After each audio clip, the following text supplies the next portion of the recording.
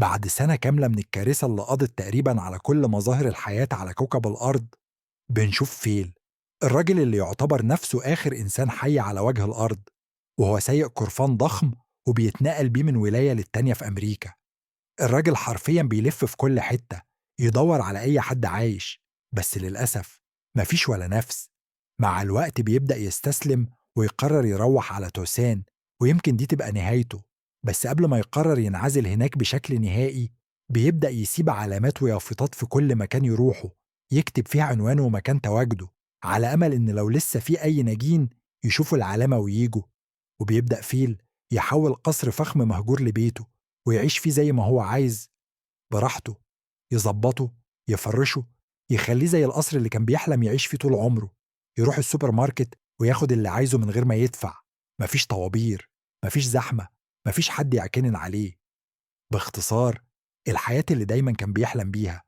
بس الحلم ده مش بيكمل، لأن بعد فترة ومع كل الهدوء ده بيكتشف إنه وحيد جدا، والوحدة بتبدأ تسيطر عليه. بيبدأ يعمل أصحاب تخيليين من المانيكانات ويحطهم معاه في البيت، يقعد يتكلم معاهم كأنهم ناس بجد. وفي يوم عيد ميلاده بيرجع لنفس البار اللي احتفل فيه السنة اللي فاتت مع أهله، بس المرة دي لوحده. بيغني، بيحتفل، وبيعيط.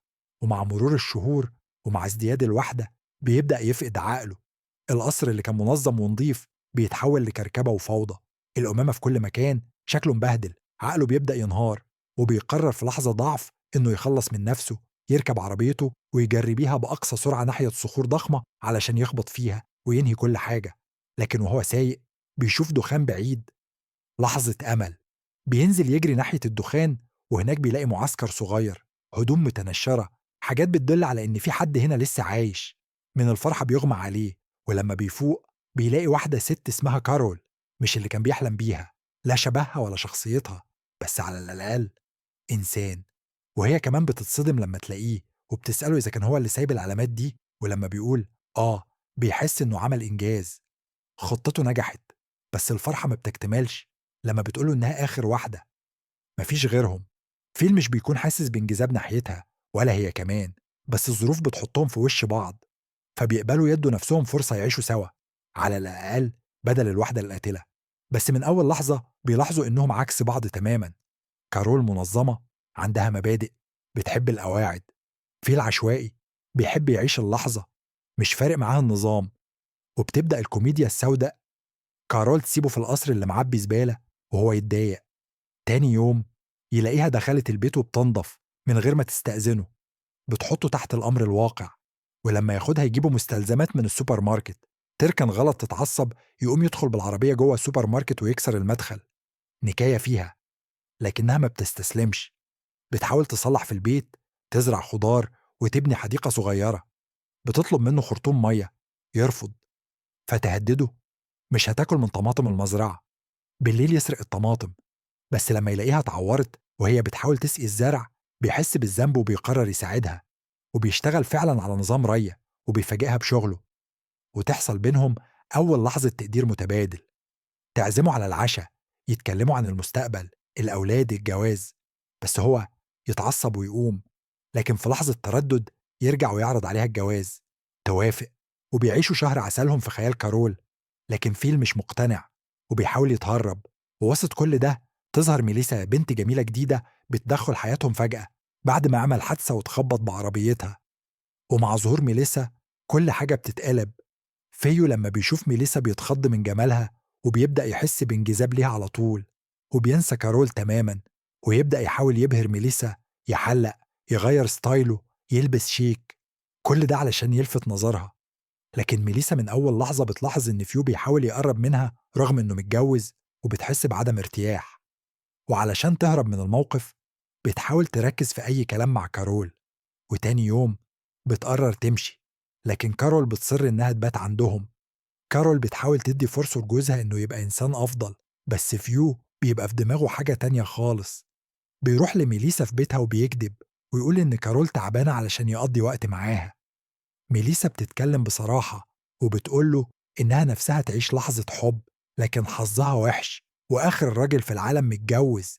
الكلام ده بينزله زي الصاعقة، وبيجري يرجع البيت ناوي يطلق كارول. بس لما بيدخل يلاقيها عملوا برواز كبير لصورة فرحهم علشان تعلقها، فبيتراجع وبيحس بتأنيب ضمير. وبعد يومين بيرجعوا كلهم يتجمعوا، وفي الليلة دي كارول بتكتشف إن ميليسا قالت إنها مبسوطة مع تود، شاب جديد ظهر فجأة، وعايزين يقضوا وقت سوا. فيو بيجر جدا وبيبدأ يحاول يبوظ علاقتهم.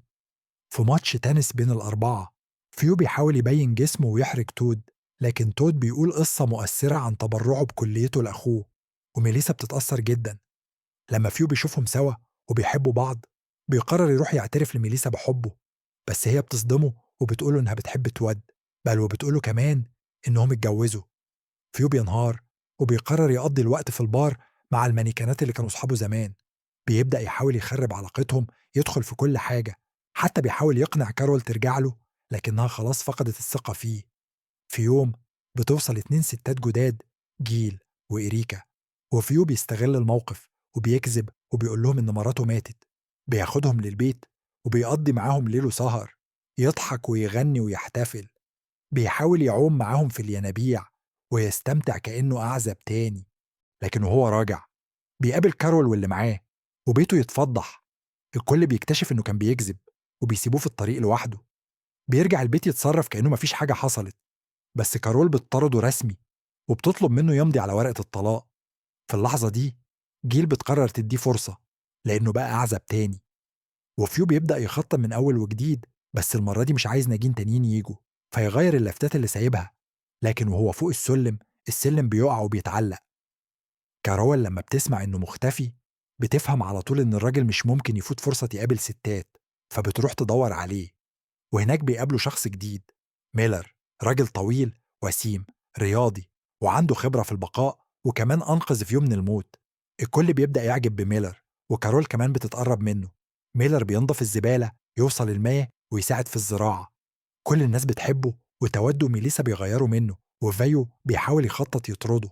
لكن في الآخر ميلر بياخد فيو ويرميه في نص الطريق ويقول له كمل لوحدك.